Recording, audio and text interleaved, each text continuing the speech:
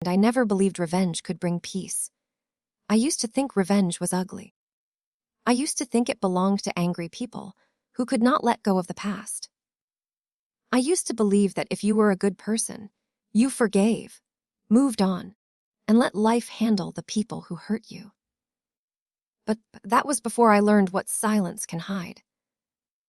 That was before I found out my husband was not just cheating on me. He was planning to destroy me. My name is Claire Whitcomb, and for almost 12 years, I thought I had built a good life. Not perfect, but good.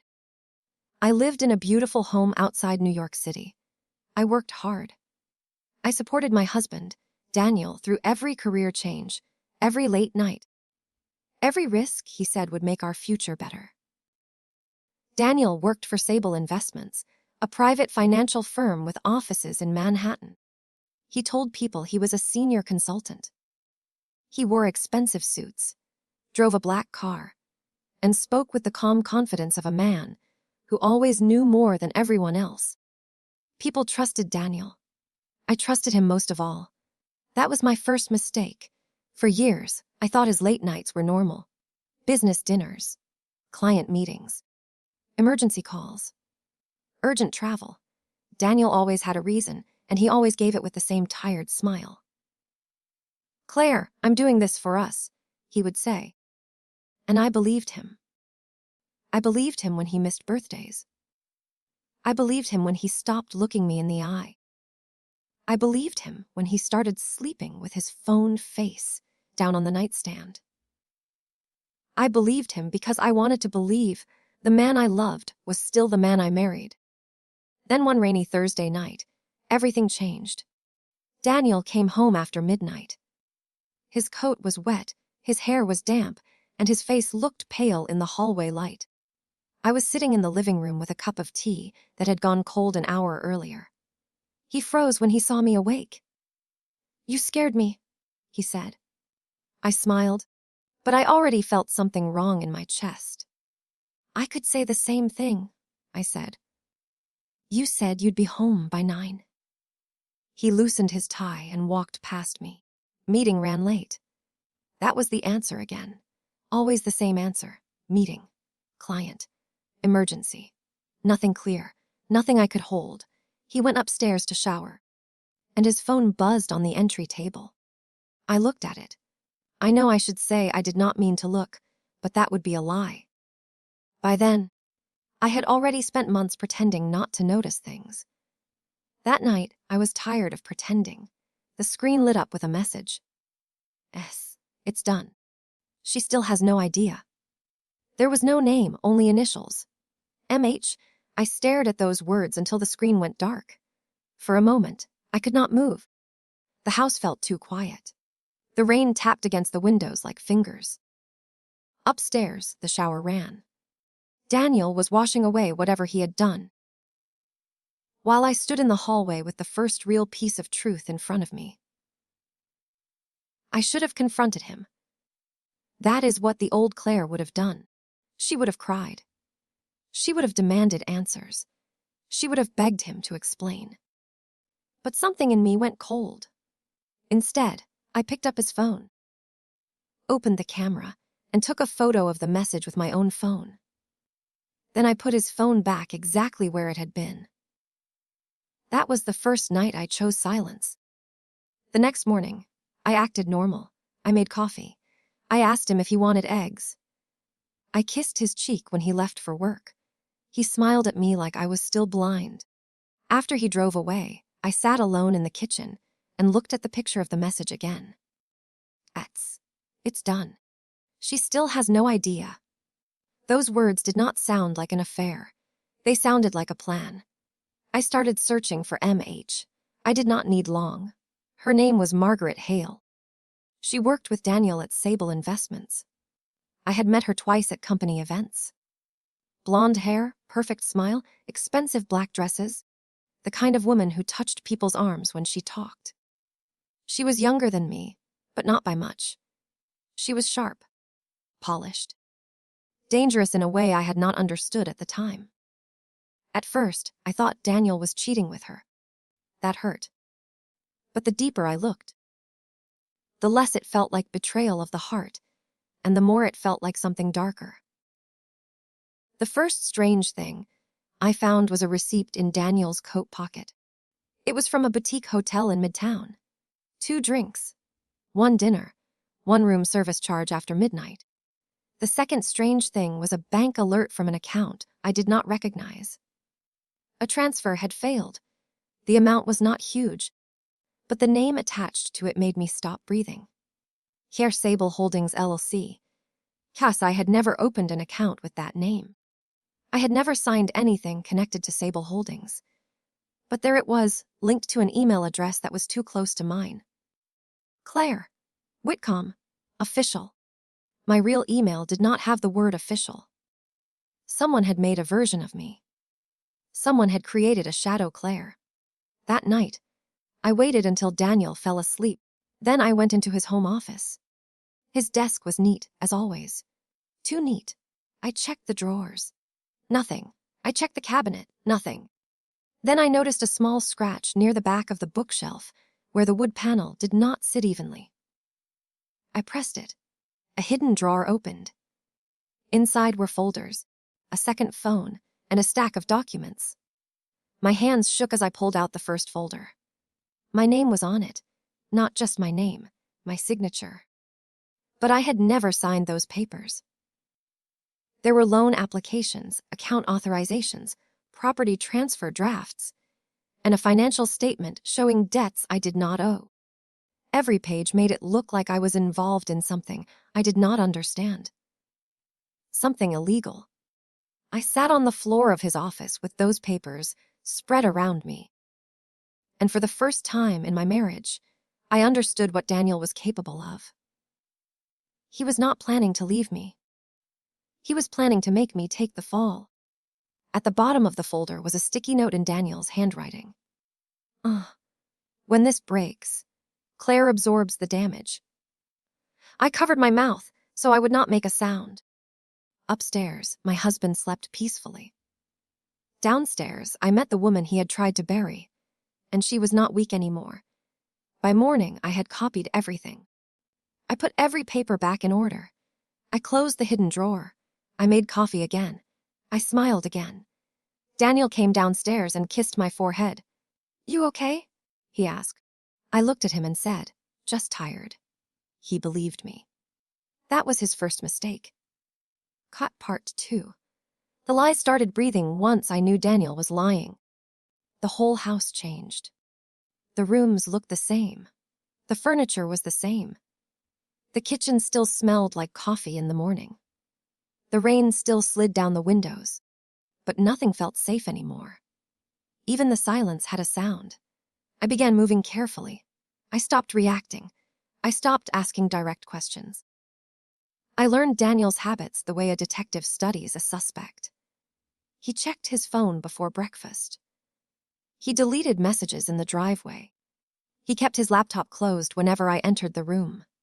He smiled more when he lied, as if charm could cover fear. Every day, I found one more piece. A hotel keycard hidden inside the lining of his briefcase. A receipt from a private dining room downtown.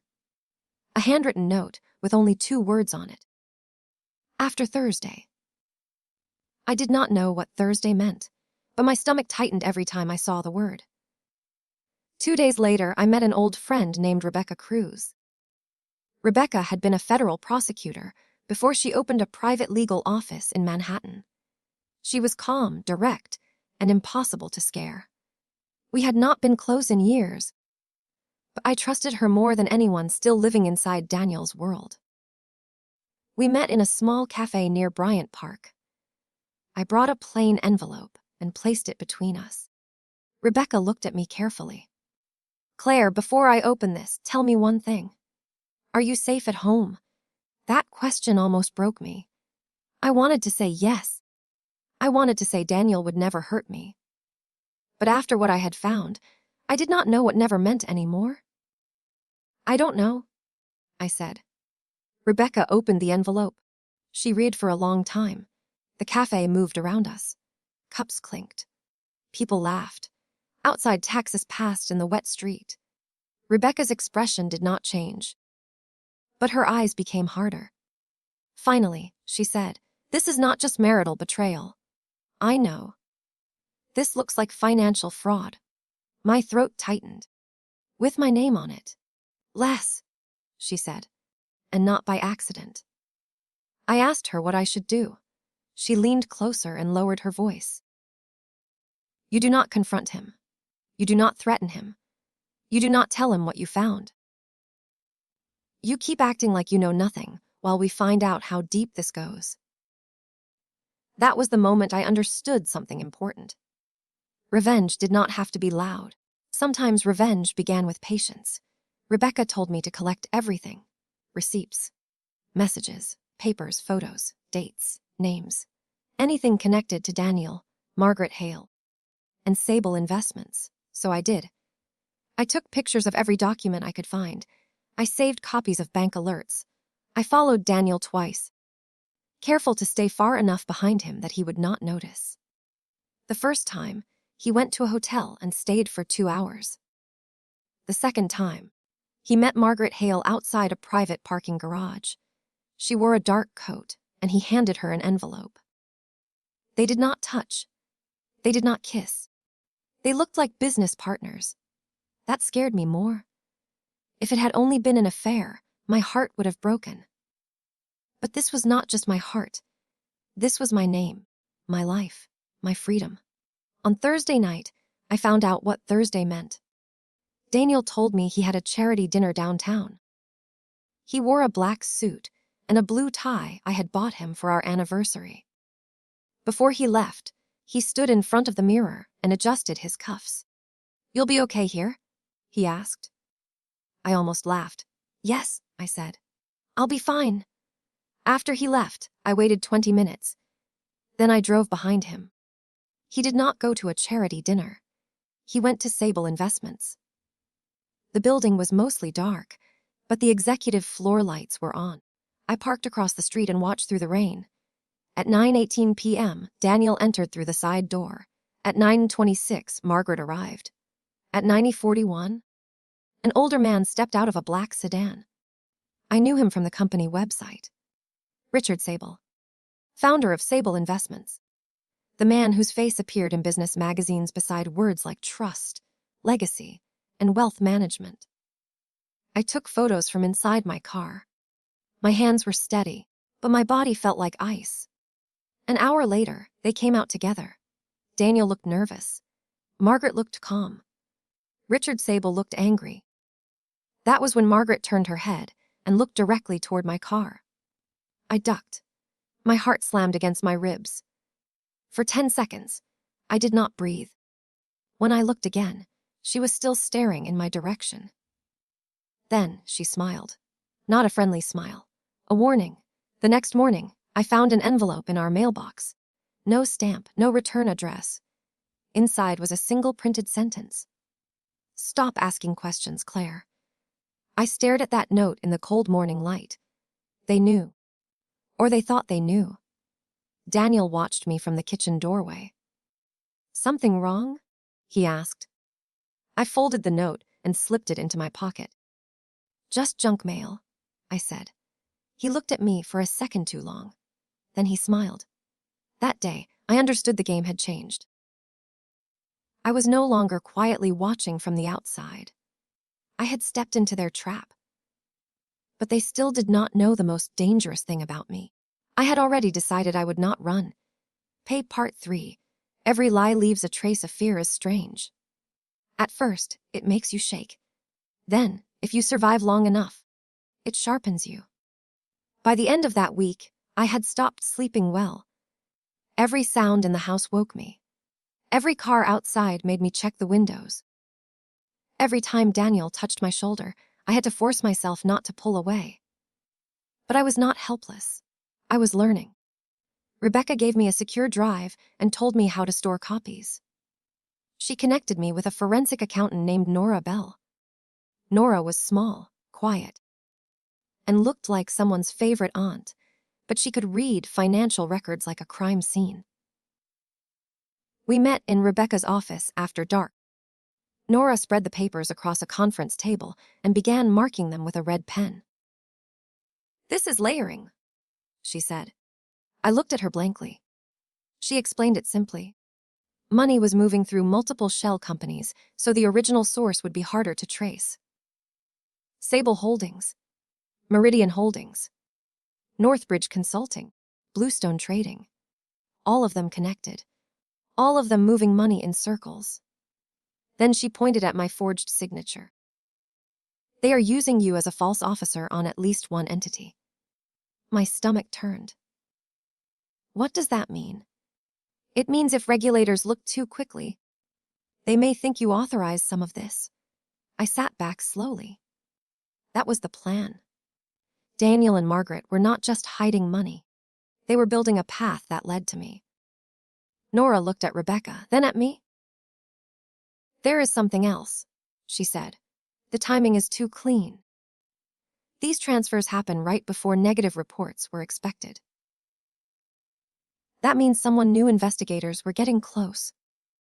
Rebecca's face hardened. "Inside information," she said. I went home with a folder full of copies and a mind full of questions. Daniel was in the living room when I arrived. "Long day?" he asked. "Yes, with Rebecca." I stopped. He had never asked about Rebecca before. I turned slowly. "Why?" He shrugged. "I saw her name pop up on your phone once." That was a lie. Rebecca's messages did not show previews. I had turned them off. "I had coffee with her," I said. "Old friend." Daniel watched me for a long second. "You should be careful who you trust," he said. I smiled softly. I was just thinking the same thing. That night, I did not sleep beside him. I waited until his breathing became slow, then I went downstairs. I searched the hidden drawer again. This time, I found a small black recorder under a stack of papers. It was old-fashioned, the kind used in meetings. The battery was almost dead, but one file remained. I copied it before I played it. The recording was rough. Voices came in and out. A chair scraped. Someone laughed quietly. Then I heard Daniel. "She is starting to notice." My chest tightened. Margaret answered, calm and sharp. Then moved faster. Richard Sable's voice came next. "If this goes sideways, she takes the blame." That was the agreement. I pressed my hand over my mouth. Daniel said nothing for a moment. Then he said, "She'll never see it coming." I stopped the recording. For a full minute, I could not move. It is one thing to suspect betrayal.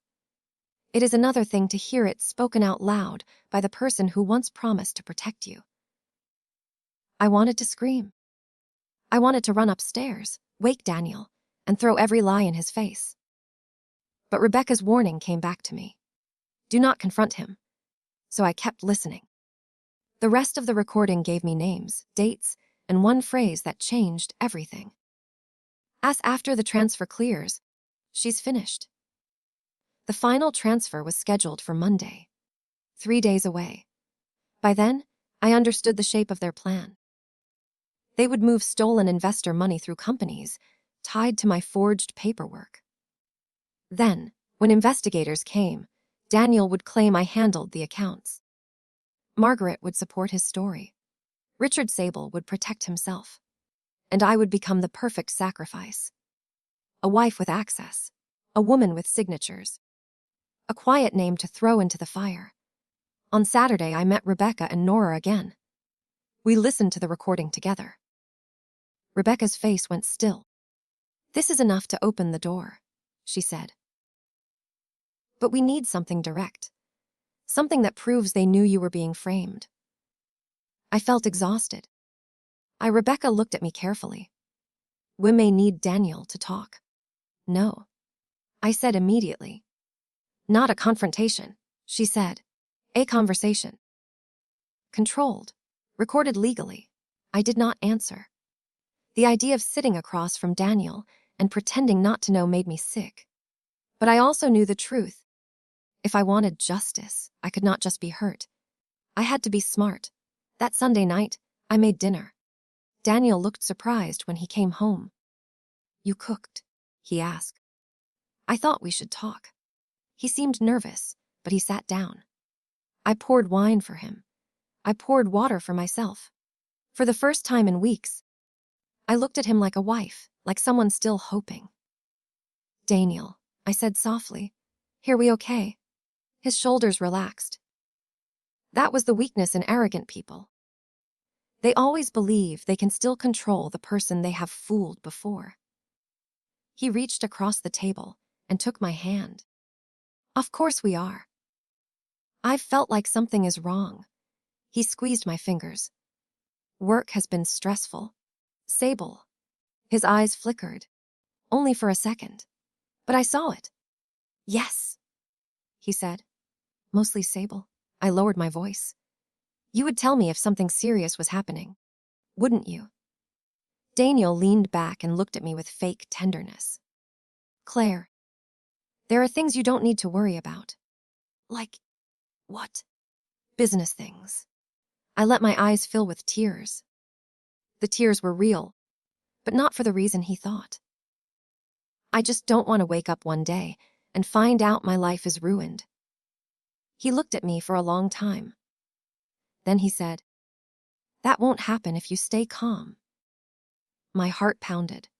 "What does that mean?" "It means if anyone asks you questions, you tell them you don't understand the accounts. You tell them I handled everything. You don't try to be clever." I kept my face afraid. "Daniel, what accounts?" He stood. The softness disappeared. "Do not start digging, Claire." There it was.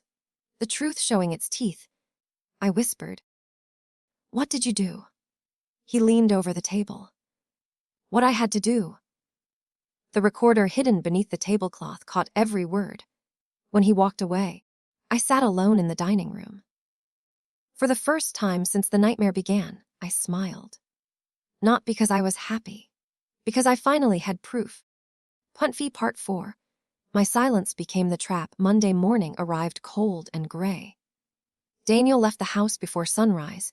He wore his best suit and did not kiss me goodbye. I watched him drive away, then called Rebecca. "It's today," I said. "I know," she answered. "Bring everything." By noon, I was in Rebecca's office with every document, every copy, every recording, every photo, every note. Nora had built a full timeline. Rebecca had already contacted the right people, quietly and carefully. A bank compliance officer named June Parker agreed to meet us. June worked at a private bank connected to Sable's transfers. She had been afraid to speak because Margaret Hale had pressured her to approve suspicious activity reports without asking questions. June looked terrified when she sat across from us. "I can lose my job," she said. Rebecca answered, "You can also save yourself." June slid a folder across the table. Inside were emails. Margaret's emails. One line stood out immediately. "Keep everything off the books. No paper trail. If Claire asks anything, Daniel handles her." I read the line 3 times. Daniel handles her. Not loves her. Not protects her, handles her. June's folder also included transfer records, internal warnings, and proof that Margaret had changed account labels after my forged paperwork was added. Rebecca looked at me. "This is it." But I was not done. There was one last thing I needed. Daniel's laptop. Not for revenge, for the truth. That night, he came home angry. I could hear him on the phone before he entered the house. "No, she doesn't know," he snapped. "She's scared. She'll stay quiet." I stood in the kitchen and listened. He walked in, saw me, and ended the call. "Who was that?" I asked. "Work." I nodded. He went into his office and shut the door. At 1:13 a.m., he came upstairs and fell asleep. I waited until 2:00. Then I went downstairs with the secure drive Rebecca had given me.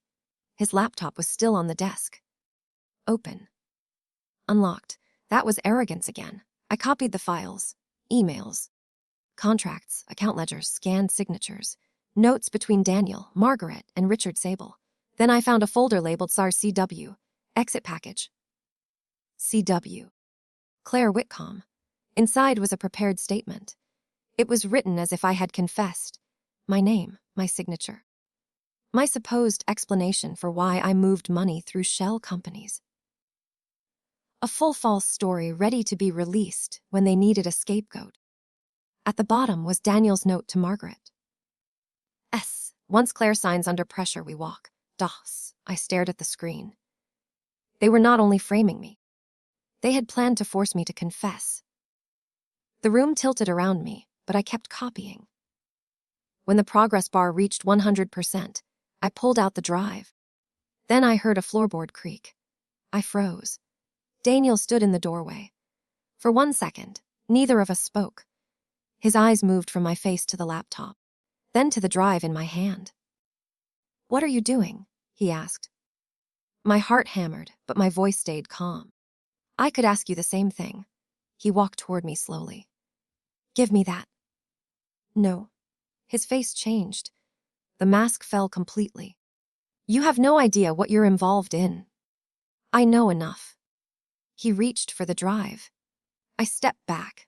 "Claire," he said, his voice low. "Do not ruin both of us." I almost laughed. Both of us. Even at the end, he still tried to make his crime our problem. "You already tried to ruin me," I said. His jaw tightened. Then my phone rang. "Rebecca." I answered and put it on speaker. "Claire," she said. "Are you with Daniel?" Daniel stopped moving. "Yes," I said. Rebecca's voice was calm. "Good. Federal agents are executing warrants at Sable Investments and Margaret Hale's apartment right now. Daniel should not leave the house." Daniel's face drained of color. He whispered, "What did you do?" I looked at the man I had loved, the man who had built a coffin with my name on it. "I stayed silent," I said, and I listened. Within 20 minutes, 2 agents were at our door. Daniel tried to talk. Then he tried to blame me. Then he tried to say he was confused. But the laptop, the files, the recordings, and the transfer records were already in government hands. As they took him away for questioning, he turned back and looked at me. For the first time, I saw fear in his eyes. Not guilt fear. That told me everything. By morning, Sable Investments was sealed. Margaret Hale was taken in from her apartment. Richard Sable was not arrested yet, but his accounts were frozen and his attorneys were suddenly very busy. The news had not broken. Not yet. Rebecca told me the hardest part was still coming. Court. Testimony. Public attention. People asking why I did not know sooner. People judging what they did not survive. I thought I would be afraid. But something inside me had changed. The woman who once waited for Daniel to come home was gone. In her place stood a woman who had followed every lie to its source. And now the truth had teeth.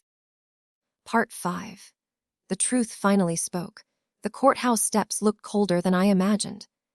I arrived before sunrise with Rebecca beside me. She carried the legal file. I carried the folder marked as Sable Investments. Confidential.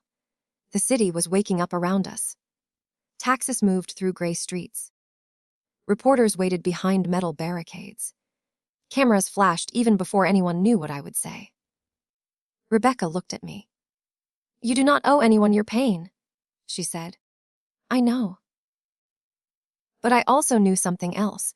I had spent too long being quiet for the comfort of people who hurt me. Now, my silence was finished. Inside the courtroom, Daniel sat at the defense table. Margaret sat 2 chairs away from him. Richard Sable sat in the front row with his attorneys, looking older than he had in the photos. None of them looked at me at first. Then Daniel did. For a moment, I saw the man I married. Then I remembered the recording. She'll never see it coming. The hearing began with documents, then bank records, then the shell, company chart. Nora explained the transfers in simple words. June Parker testified about Margaret's pressure. Rebecca presented the emails, the forged signatures, the prepared confession they had written for me. But the courtroom changed when the audio played. Daniel's voice filled the room. She is starting to notice. Then Margaret. Then move faster. Then Richard Sable. If this goes sideways, she takes the blame. I sat still while my own life was described like a business expense. My eyes burned, but I did not look down. When Daniel's voice said, "She'll never see it coming," people in the room shifted. Someone behind me gasped softly. Rebecca placed a hand near my arm, not touching me, just reminding me I was not alone. Then came the final recording from our dining room. Daniel's voice again. What I had to do. That was the sentence that ended him.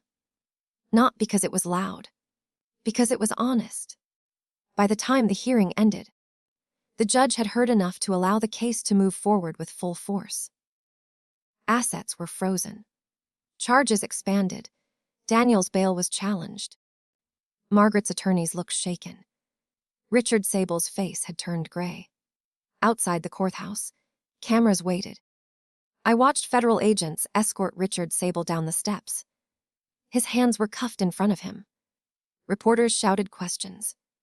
Cameras flashed. The man who built an empire on trust now walked through a crowd that knew his name for fraud. Daniel was taken out through another entrance. I did not see him. I was glad.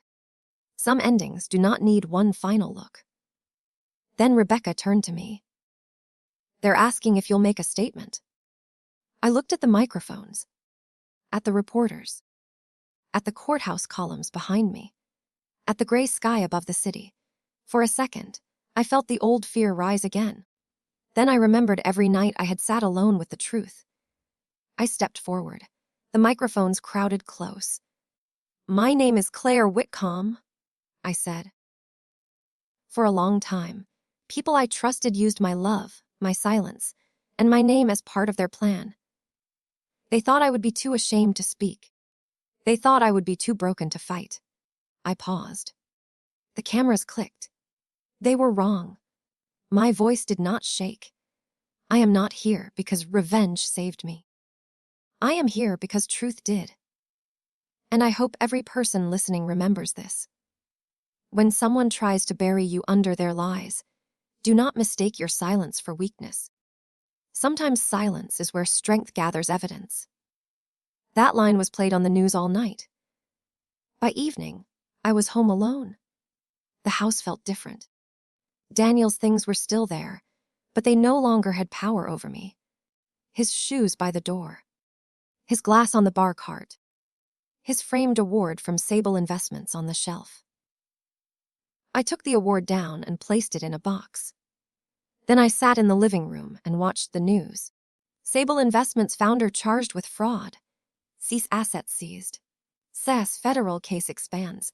See, a photo of Richard Sable appeared on the screen. Then Margaret. Then Daniel. I expected to feel joy. I did not. I felt tired. I felt sad. I felt free. Justice does not erase what happened. It does not give back the years. It does not make betrayal hurt less. But justice does something important. It stops the lie from being the final story. Weeks passed. The house sold quickly. I moved into a smaller apartment overlooking the city. No hidden drawers. No locked office. No man sleeping beside me with secrets under his pillow. Just quiet. Real quiet. The kind that does not threaten you. One evening, I walked to the river at sunset. The sky was gold, and the city looked softer than it had in years. I carried one framed photograph with me. It was not of Daniel. It was not of our marriage. It was a picture of me from years before. Taken before I learned how cruel trust could become. I looked younger in it, softer, maybe happier. For a long time, I had hated that version of myself for not seeing the truth sooner. But standing by the water, I finally forgave her. She was not stupid. She was loving. And loving the wrong person is not a crime. I held the picture to my chest and watched the sun drop behind the skyline. I did not know exactly what my life would become next. But I knew what it would not be. It would not be Daniel's lie. It would not be Richard Sable's escape. It would not be Margaret Hale's victory. It would be mine. The next morning, I stood by my apartment window as the city woke beneath me. A folder sat on the table behind me, closed for the last time. Cass Sable Investments, confidential. I looked at it once, then turned back to the sunrise. For the first time in years, I was not waiting for someone to come home. I was already home. They tried to bury my truth beneath my silence. But all they did was teach my silence how to speak.